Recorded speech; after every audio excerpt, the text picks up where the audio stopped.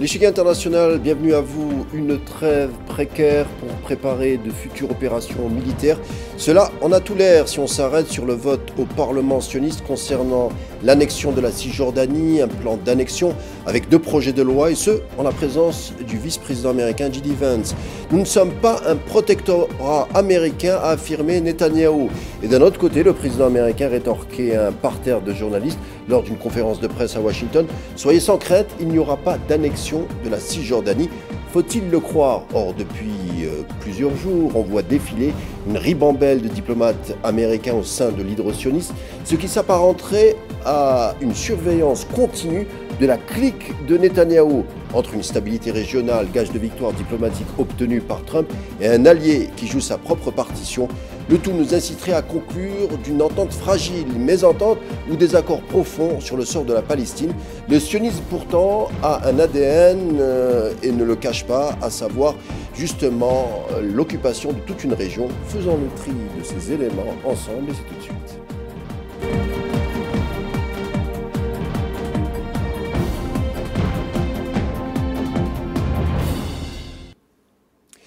Alors que la trêve à Gaza est effective depuis quelques jours, est-ce vraiment une trêve d'ailleurs? Plusieurs Palestiniens ont été tués suite à des bombardements depuis. En tout cas, Donald Trump s'enorgueillit d'avoir fait taire les armes, sauf que cette consolation semble donner lieu à une surveillance accrue de Netanyahou, à en croire le défilé de diplomates américains allant à sa rencontre. Qu'en est-il vraiment?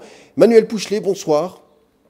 Bonsoir monsieur, merci pour votre invitation. Analyse des questions internationales, merci d'être des nôtres. Alors Manuel, on l'a dit, les diplomates américains ainsi que le vice-président américain semblent surveiller le gouvernement de Netanyahou comme le lait sur le feu concernant la trêve. Cela en a tout l'air en tout cas. Est-ce vraiment une impression ou est-ce qu'il y a quelque chose derrière? Votre avis? J'ai bien l'impression que la trêve est, on va dire, très fragile. Et encore une fois, Israël a toujours le même discours, c'est-à-dire ils interviennent pour leur sacro-sainte sécurité.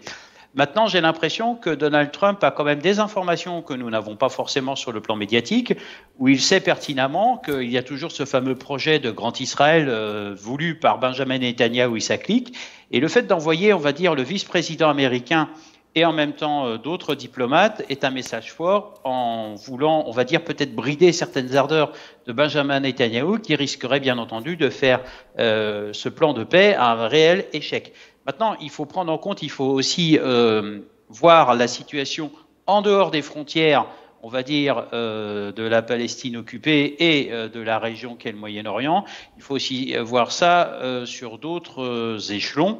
Les Américains ont dépensé beaucoup trop d'énergie, je le pense, au regard des dernières déclarations de Donald Trump, pour, on va dire, arracher au forceps ce plan de paix. On sait pertinemment que les partis en présence auront des grosses difficultés pour se réconcilier. Moi, je n'y crois pas. Le problème, c'est que si vous voulez, au Moyen-Orient, vous êtes sur du temps long et l'administration américaine voudrait un temps court. Et ce n'est contraire aux règles et aux codes et aux protocoles diplomatiques et en même temps au protocole culturel de cette région où il ne faut pas faire l'impair d'éviter, on va dire, un partenaire important. Je pense à d'autres partenaires et il sera très intéressant d'observer les mouvements, et je l'espère, de la délégation américaine dans la région, de savoir vers qui ils vont se tourner et surtout vers qui ils vont se conseiller. Je ferai remarquer que depuis le début de cette histoire, je remarque une chose, c'est qu'il y a toujours un oubli très important dans ces négociations qui sont toujours très tendues. On sait pertinemment que le sultanat d'Oman est de loin le meilleur go-between dans la région en termes de négociation et de solution de paix. Et je remarque malheureusement que ce sultanat n'est toujours pas consulté puisqu'il a en partie certaines solutions, puisque je le rappelle, il négocie aussi avec d'autres parties prenantes qui sont des puissances régionales qu'on a tendance à oublier. Alors, on l'a dit, hein, des diplomates américains ont fait le voyage pour tenter peut-être d'encadrer ou contrecarrer des politiques offensives de Netanyahou, non seulement à Gaza, mais en Cisjordanie. Les médias sionistes ont appelé ça le phénomène du babysitting. On aura compris le jeu de mots, c'est-à-dire qu'on tente de faire une pression sur une politique sécuritaire sioniste. En tout cas, c'est comme ça qu'ils l'entendent. Mais Mais cela aussi illustre une réalité peut-être plus complexe, c'est-à-dire la volonté, semble-t-il, de Washington de gérer une stabilité régionale avec un Netanyahou sous pression de son côté pour poursuivre sa croisade talmudiste au risque de chuter. C'est un peu ça l'équation qui s'esquisse sous nos yeux.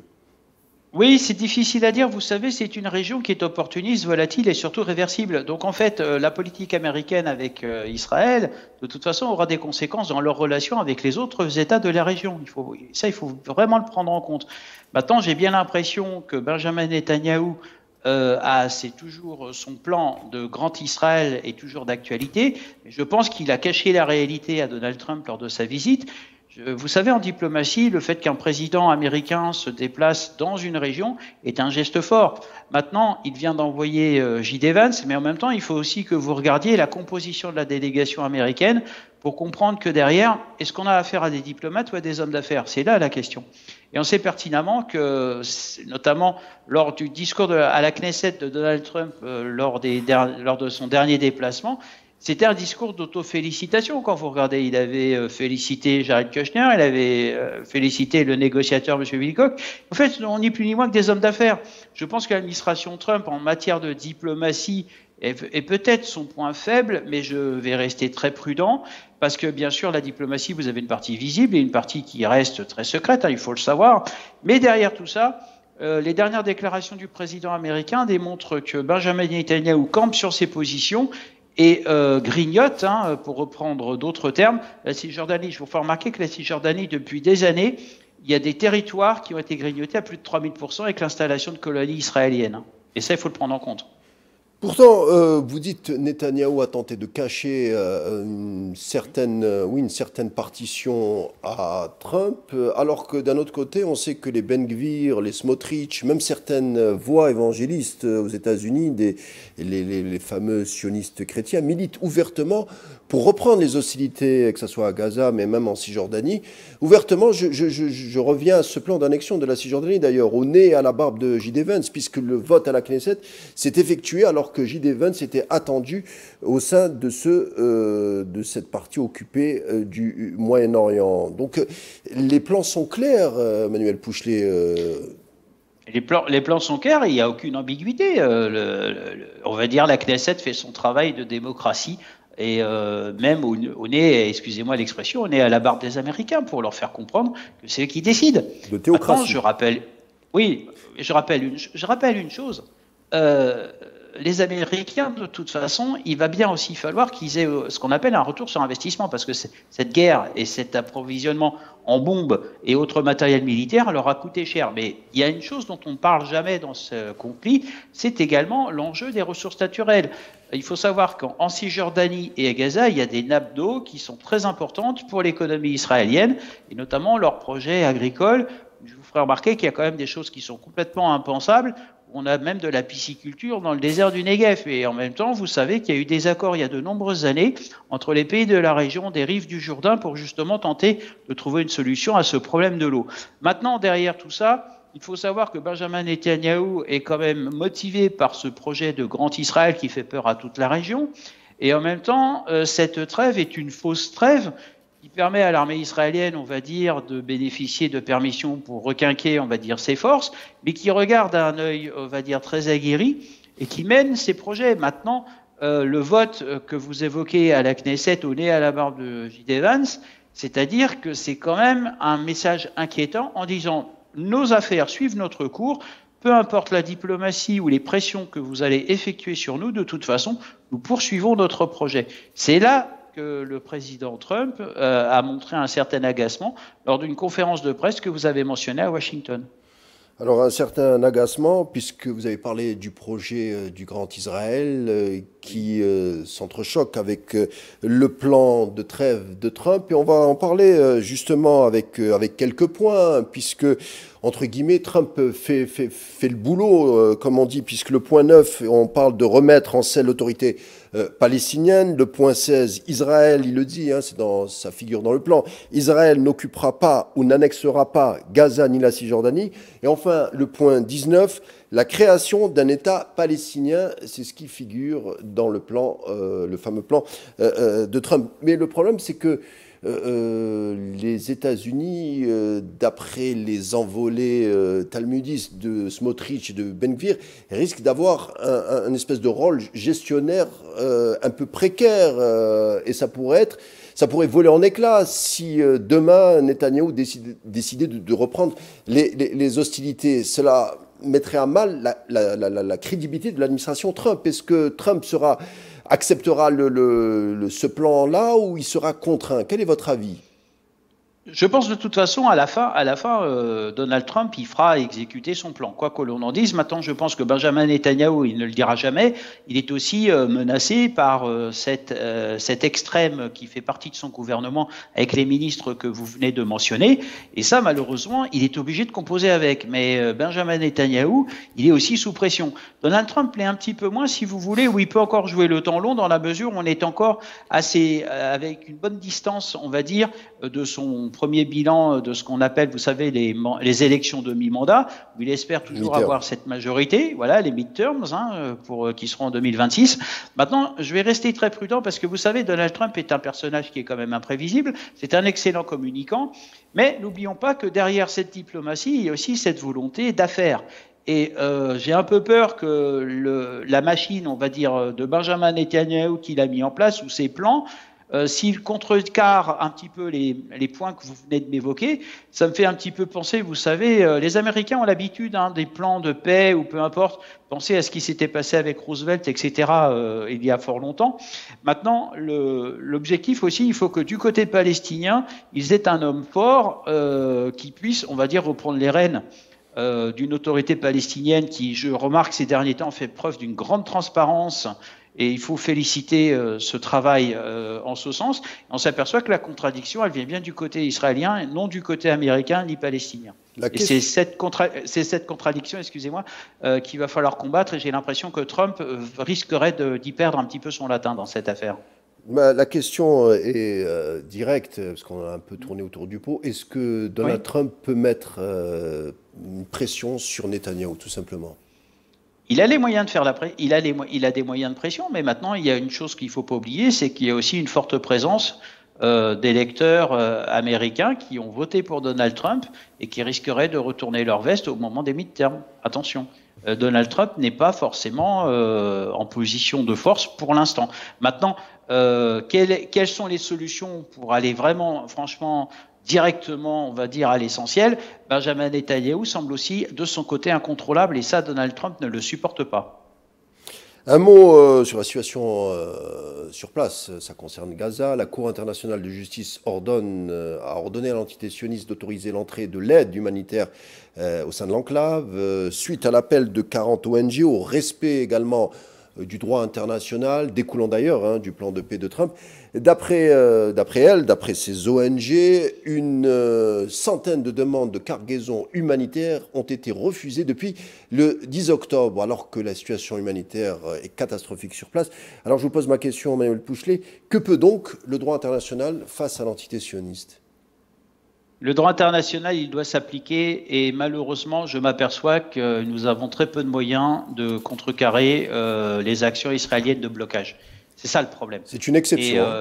C'est une exception, bien entendu. Mais vous savez, la jurisprudence concernant le droit international sur cette région est, on va dire, très particulière.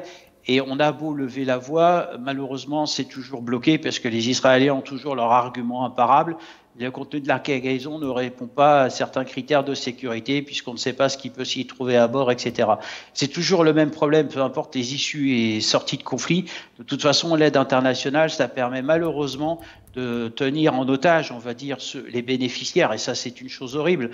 Et maintenant, il faut pas. Ce qui me fait peur, moi, dans cette affaire, c'est que je le dis à chaque fois, il ne faut pas oublier que Benjamin Netanyahou fait l'objet de poursuites et il serait peut-être temps qu'on les applique, ces fameuses poursuites, pour mettre un terme à cette politique génocidaire et très dangereuse, puisqu'on sait pertinemment que derrière tout ça, il y a d'autres enjeux et bien entendu, malheureusement, ce sont les populations civiles qui en pâtissent. Et c'est là que ça devient problématique.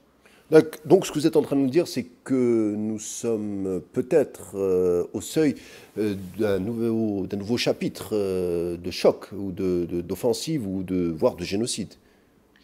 Oui, on l'est toujours. On l'a pas oublié ça. Les observateurs spécialisés de la région ne l'ont pas oublié. Il y a quand même tout un système qui est mis en place pour faire, excusez-moi, mais pour faire partir les Palestiniens de leur territoire et, on va dire, procéder aux annexions.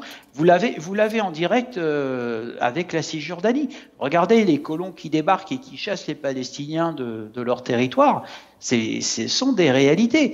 Maintenant, il faut être très prudent sur ces dossiers. On sait pertinemment que les immixtions occidentales, que ce soit européennes et surtout en ce moment américaines, auront toujours une réponse de refus et de réprobation de la région.